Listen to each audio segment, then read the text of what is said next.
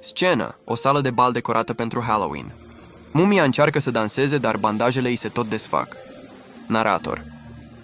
În noaptea de Halloween, creaturile nopții se pregăteau de marea petrecere, dar nu toate aveau talent la dans. Sau la stat întreg. Mumia, voce șuierătoare, cu un ton de frustrare. O, sfinte scarabeu, de fiecare dată când vreau să fac un pas de dans, îmi cade câte o bucată. Cine mi mai dă un bandaj? Credeam că stilul descompus e la modă, nu dezvelit. Scenă, într-un colț, Fantoma încearcă să discute cu niște petrecăreți, dar e ignorată.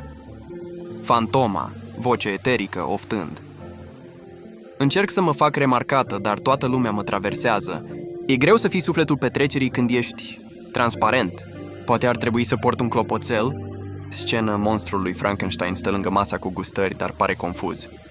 Monstrul lui Frankenstein, voce joasă, bâlbâind.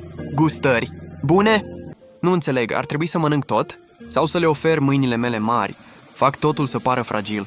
Scenă, cei trei se întâlnesc, arătând fiecare puțin dezorientat. Mumia, băi, am pierdut un picior. Și nu e o figură de stil. Fantoma, eu am pierdut răbdarea. Nimeni nu mă vede, iar eu văd tot. Cred că o să mă plictisesc de moarte, din nou. Monstrul lui Frankenstein. Eu nu am pierdut nimic, doar sensul. Este o petrecere, da? De ce nu spargem ceva? Narator.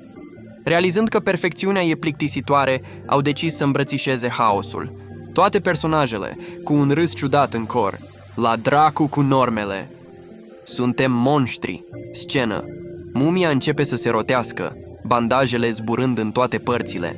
Fantoma începe să treacă prin oameni făcându-i să tresară, iar monstrul lui Frankenstein ridică o farfurie cu gustări și o scutură ca pe o maracas, împrăștiind chipsuri peste tot. Toți trei râd.